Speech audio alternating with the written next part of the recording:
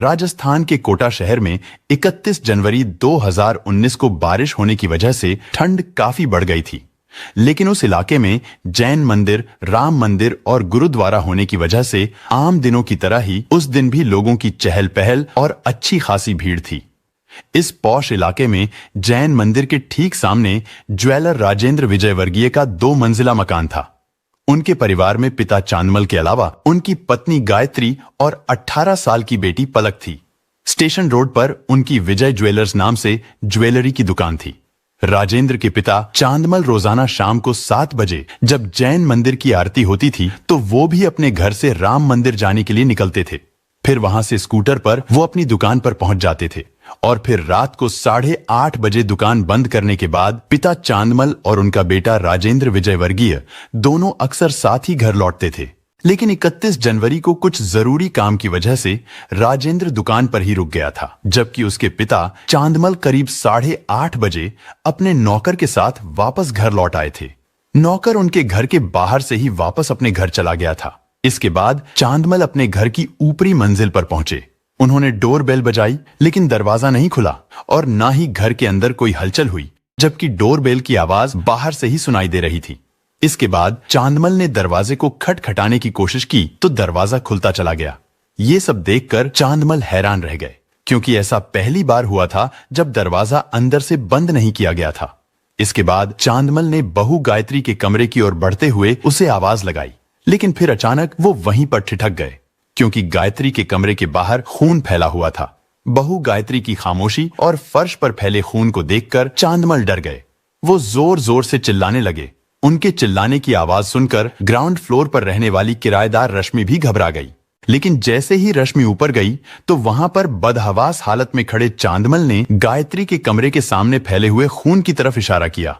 इसके बाद थोड़ी हिम्मत जुटाकर रश्मि और बुजुर्ग चांदमल गायत्री के कमरे की ओर बढ़े, मगर गायत्री अपने कमरे में नहीं थी। लेकिन जब रश्मि और चांदमल ड्राइंग रूम में पहुंचे तो वहां का दृश्य देखकर उन दोनों की आंखें फटी की फटी रह गई, क्योंकि ड्राइंग रूम के फर्श पर गायत्री की खून में सनी हुई लाश पड़ी थी। किराएदार रश्मि को थोड़ा आगे गायत्री की बेटी पलक पड़ी हुई दिखाई दी। उसके आसपास भी खून का एक दरिया सा बना हुआ था, जिससे साफ लग रहा था कि उसकी भी मौत हो चुकी है। इस दृश्य को देखकर तो चांदमल के रहे सहे होश भी खराब हो गए। उन्हें समझ नहीं आ रहा था कि आखिर ये सब कैसे हो गया। लेकिन फिर उन्होंने थोड़ी हिम्मत जुटाकर खुद को संभाला और अपने बेटे राजेंद्र को फोन करके इस घटना की जानकारी दी। इसके बाद उन्होंने मोबाइल फोन किराएदार रश्मि को देकर पुलिस को सूचना देने को कहा। पुलिस को फोन करने के बाद रश्मि ने पड़ोस में रहने वाले लोगों को आवाज लगाई। थोड़ी ही देर में राजेंद्र विजय के घर पर पड़ोसियों की भीड़ इकट्ठा हो गई। राजेंद्र के घर से भीमगंज मंडी पुलिस स्टेशन का फासला केवल 1 किलोमीटर का ही है, इसलिए थाना प्रभारी चंद्र सिंह तुरंत घटना स्थल पर पहुंच गए। इस दोहरे कत्ल ने पूरे कोटा शहर के पुलिस महकमे को हिलाकर रख दिया था। इसके बाद फॉरेंसिक टीम और डॉग स्क्वाड को घटना स्थल पर बुलाया गया। विजयवर्गीय परिवार के घर के बाहर भारी भीड़ जमा हो गई थी। पुलिस ने देखा कि खून तो बेडरूम में फैला हुआ है, लेकिन गायत्री और उसकी बेटी पलक उन दोनों के शव ड्राइंग रूम में पड़े हैं। इससे पुलिस ने अंदाजा लगाया कि हत्यारों ने पहले उन दोनों मां बेटी को उनके कमरे में ही कत्ल किया होगा और फिर उनके शवों को घसीटते हुए ड्राइंग रूम में लाकर फेंक दिया होगा, क्योंकि उन दोनों के कमरों से लेकर ड्राइंग रूम तक जाने वाली खून की लकीरें इसी ओर इशारा कर रही थीं। लेकिन जिस दरिंदगी से उन मां बेटी को कत्ल किया गया था, उससे तो यही लगता था कि उन दोनों को किसी रंजिश की वजह से कत्ल किया गया है। हालांकि इस बारे में गायत्री के पति राजेंद्र का कहना था कि हम तो सीधे सादे लोग हैं, इसलिए किसी से हमारी दुश्मनी या रंजिश का तो कोई सवाल ही नहीं है। लेकिन एसपी दीपक भार्गव राजेंद्र के इस जवाब से संतुष्ट नहीं थे, क्योंकि दोनों शवों की हालत को देखते हुए ये घटना किसी रंजिश की ओर ही इशारा कर रही थी, क्योंकि हत्यारों ने किसी भारी चीज से इन दोनों के सर, गर्दन और हाथों पर इतने खतरनाक वार किए थे कि उनका भेजा तक बाहर निकल गया था। जांच के दौरान पुलिस को एक कमरे में बेड पर 2 सरिये पड़े नजर आए। साथ ही पुलिस को चाकू भी मिला जो बेड के नीचे पड़ा था। चाकू पर लगे खून से पता चलता था कि दोनों मां बेटी के गले उसी चाकू से काटे गए थे। इसके अलावा बेडरूम में रखी अलमारियों के ताले भी टूटे हुए थे, जिससे लग रहा था कि इस वारदात को लूटपाट के इरादे से अंजाम दिया गया था। लेकिन राजेंद्र अपनी बेटी और पत्नी की मौत के कारण सदमे में थे। जिसकी वजह से वो कुछ भी बताने की स्थिति में नहीं थे। एएसपी भार्गव का मानना था कि कातिल 2 या 2 से ज्यादा रहे होंगे। शुरुआती जांच करने के बाद पुलिस ने उन दोनों शवों को पोस्टमार्टम के लिए हॉस्पिटल भिजवा दिया। पोस्टमार्टम रिपोर्ट से पता चला कि उन दोनों की मौत हेड इंजरी यानी सिर में चोट लगने की वजह से हुई थी। गायत्री के सिर पर 5 घाव के निशान थे, साथ ही उसके सिर पर कई फ्रैक्चर भी थे। गायत्री के सिर की कई हड्डियां टूटी हुई थीं। वहीं बेटी पलक की पोस्टमार्टम रिपोर्ट से पता चला कि पहले उसके साथ कई बार रेप किया गया था। इसके बाद उसे भी कत्ल कर दिया गया। उसके सिर में 2 घाव के निशान थे। उनमें से एक घाव इतना घातक था कि पलक का भेजा बाहर आ गया था। मौकाए वारदात पर सबसे पहले पहुंचने वाले जांच अधिकारी श्री चंद्र सिंह ने बताया कि 31 जनवरी 2019 की रात को जब इस दोहरे कत्ल की सूचना आई तब मैं थाने के बाहर खड़ा था। मैं सबसे पहले मौके पर गया, लेकिन घर के फर्श पर उनसे सनी मां बेटी की लाशें देखकर मैं 5 मिनट तक खुद को संभाल नहीं सका। मेरे ऊपर इतना प्रेशर था कि मैंने 3 दिनों तक बिना रोटी खाए लगातार काम किया और मैं घर जाकर सोया तक नहीं। यह केस मेरी जिंदगी का सबसे दर्दनाक केस था। असल में लुटेरों ने सरिये को हथियार के रूप में इस्तेमाल किया था। गायत्री और पलक उन दोनों के हाथों पर भी गहरी खरोच और चोटें थीं। मौकाए वारदात पर उनकी टूटी हुई चूड़ियां भी पड़ी थीं। इससे पता चलता था कि उन्होंने अपने बचाव के लिए बदमाशों के साथ काफी संघर्ष किया था। उन मां बेटी के नाखूनों में त्वचा और मांस के टुकड़े थे जो उन कातिलों के ही हो सकते थे। राजेंद्र विजय के घर से एक रोड सीधा स्टेशन की तरफ जाता था, जबकि दूसरा हटवाड़े से होते हुए शहर की ओर जाता था। शहर के अलावा यह सड़क सैन्य क्षेत्र तक भी जाती थी। शायद यही वजह रही होगी कि कातिल बिना किसी की नजर में आए इस वारदात को बड़ी ही आसानी से अंजाम देकर फरार हो गए थे। असल में जिस तरीके से इस वारदात को अंजाम दिया गया था, उससे पुलिस को लग रहा था कि आरोपी विजय वर्गीय परिवार के करीबी ही रहे होंगे, क्योंकि जिस घर में यह वारदात हुई थी उसका मेन गेट लोहे का था, लेकिन उसकी कुंडी ऐसी थी जो अंदर बाहर दोनों तरफ से आसानी से खोली जा सकती थी। राजेंद्र की पत्नी गायत्री और पिता चांदमल सामाजिक गतिविधियों से भी जुड़े हुए थे, इसलिए उनके यहां लोगों का अक्सर आना जाना लगा रहता था। राजेंद्र विजय वर्गीय का कहना था कि उनके घर में 5 सीसीटीवी कैमरे लगे हुए थे और जब भी कोई उनके घर पर आता था तो गायत्री या उसकी बेटी कैमरे में देखकर ही दरवाजा खोलती थी। यानी इसका मतलब था कि उस दिन भी घर आने वाले लोग जरूर उनकी जान पहचान के ही रहे होंगे। पुलिस को उस घर में लगे सभी सीसीटीवी कैमरे भी टूटे हुए मिले थे। उनकी डीवीआर भी गायब थी और इसका मतलब था कि कातिल उस घर के चप्पे चप्पे से वाकिफ थे। घर की दोनों तिजोरियों के ताले भी टूटे हुए थे। बदमाशों को यह भी पता था कि इस घर की सारी जमा पूंजी उन्हीं 2 तिजोरियों में है। इधर इस वारदात को लेकर व्यापारी लोगों में भी काफी गुस्सा था। व्यापारियों ने पुलिस पर दबाव बनाने के लिए धरना प्रदर्शन करने की चेतावनी दे दी। इस घटना से अगले दिन यानी 1 फरवरी को एसपी दीपक भार्गव ने राजेंद्र के घर से चोरी हुए सामान के बारे में पूछा तो राजेंद्र ने बताया कि तिजोरी में करीब 37 लाख रुपए नगद और 60 लाख रुपए के सोने चांदी के गहने गायब हैं। इसका मतलब था कि इस वारदात को रुपयों के लालच में अंजाम दिया गया था। इस बात को राजेंद्र ने भी स्वीकार किया।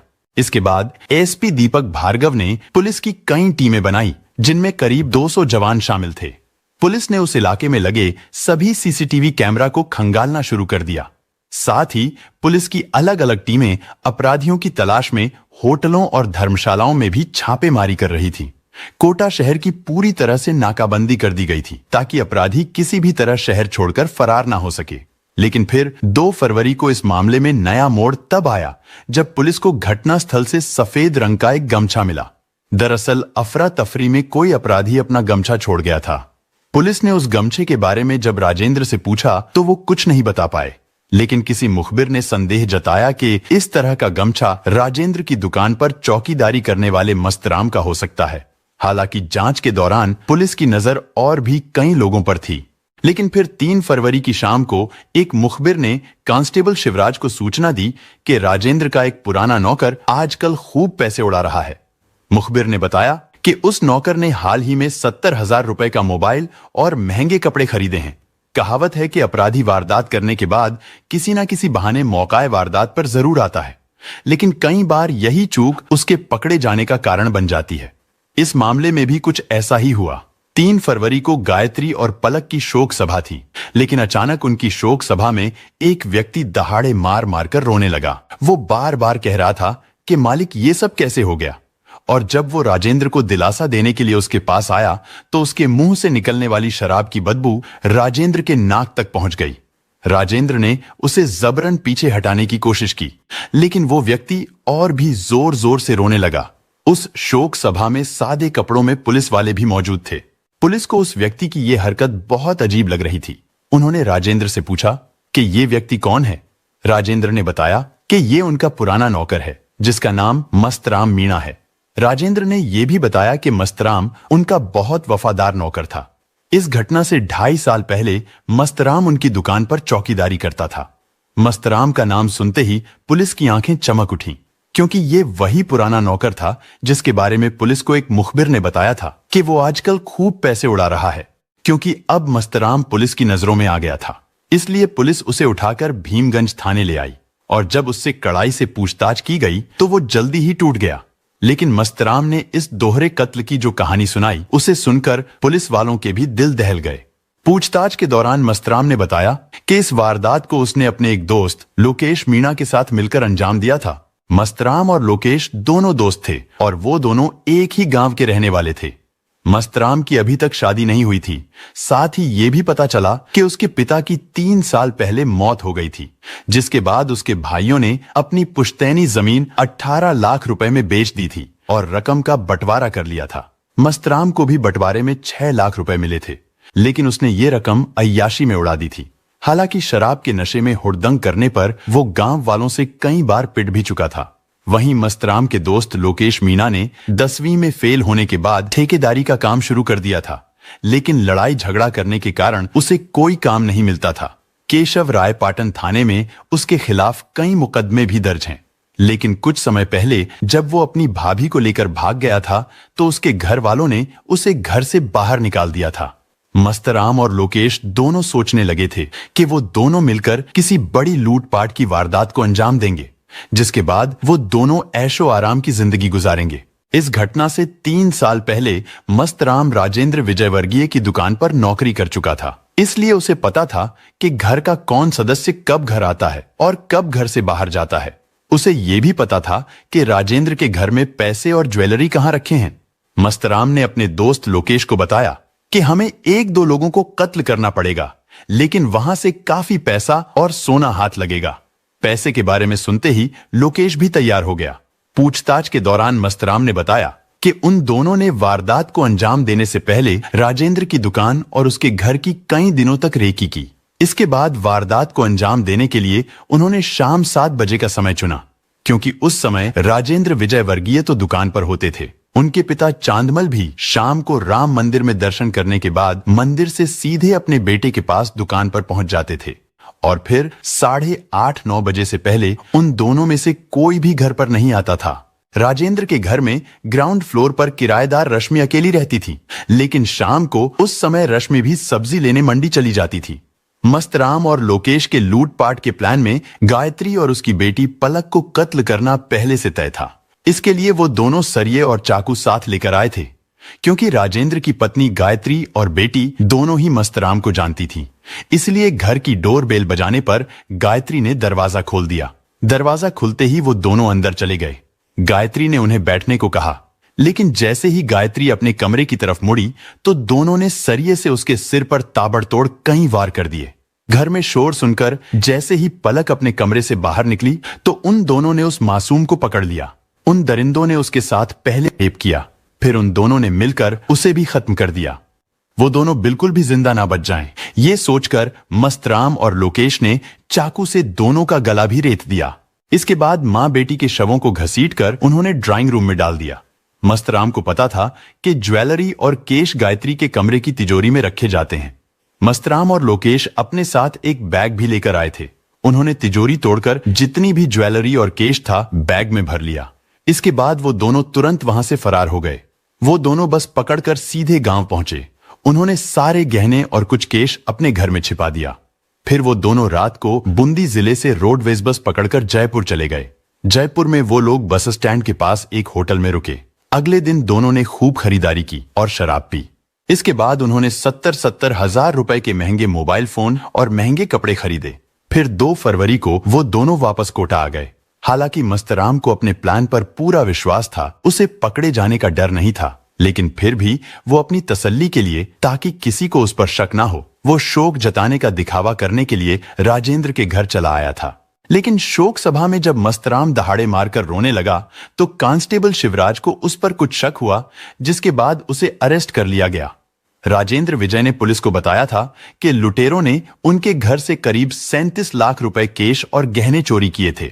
पूछताछ के बाद पुलिस ने उन दोनों आरोपियों के कब्जे से लूटे गए 37 लाख रुपए में से 21,70,000 रुपए, 13.5 किलो चांदी और 2 किलो 26 ग्राम सोना बरामद कर लिया था। इसके अलावा पुलिस ने आरोपियों के पास से गायत्री और पलक की सोने की चैन और कंगन भी बरामद कर लिए थे। मस्तराम ने पुलिस को बताया कि गायत्री और पलक ने जो गहने पहन रखे थे, उन्होंने वो भी उतार लिए थे। दूसरे आरोपी लोकेश ने इस वारदात को अंजाम देने के बाद 8 लाख रुपए के सोने के कंगन और एक सोने की चैन अपने गांव जाकर एक खेत में गाड़ दिए थे। इधर लूट की रकम का बंटवारा करने के बाद मस्तराम गुजरात में पाटन जिले के एक गांव में अपने रिश्तेदार के पास गया। उसने अपने रिश्तेदारों को 8 लाख रुपए ये कहकर रखने के लिए दिए थे कि ये पैसे उसे जमीन बेचकर मिले हैं। मस्तराम ने अपने रिश्तेदार से कहा, इन पैसों को थोड़े दिन अपने घर में रख लो, मैं फिर कभी आकर ले जाऊंगा। इस वारदात का खुलासा होने के बाद मस्तराम के रिश्तेदारों ने ये रकम पुलिस को ये कहते हुए सौंप दी थी कि उन्हें इस घटना के बारे में कोई जानकारी नहीं थी। एसपी दीपक भार्गव के मुताबिक इस जघन्य वारदात के खुलासे में कांस्टेबल शिवराज की भूमिका बहुत महत्वपूर्ण रही।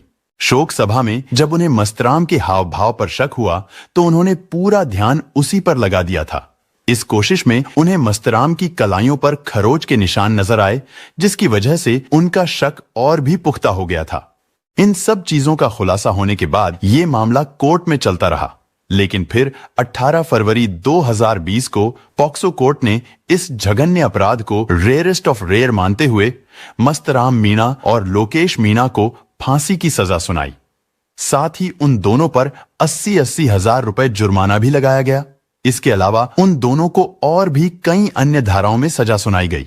पॉक्सो कोर्ट के जज अजय कुमार शर्मा ने कहा कि यह मामला समाज की सामूहिक चेतना से जुड़ा हुआ है। आरोपियों द्वारा अपराध तब किया गया जब 2 महिलाएं अपने घर में अकेली थीं।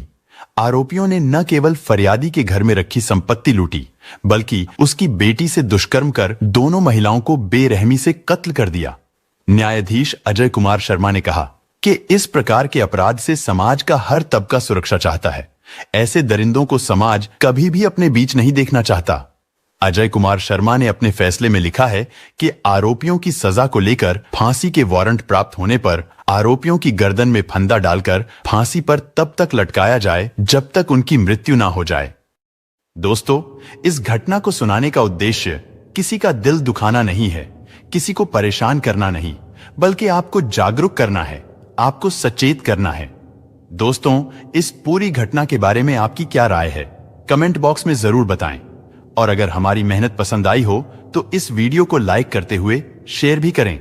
अगर आपने अब तक चैनल को सब्सक्राइब नहीं किया है तो हमारे चैनल को सब्सक्राइब कर लीजिए। धन्यवाद।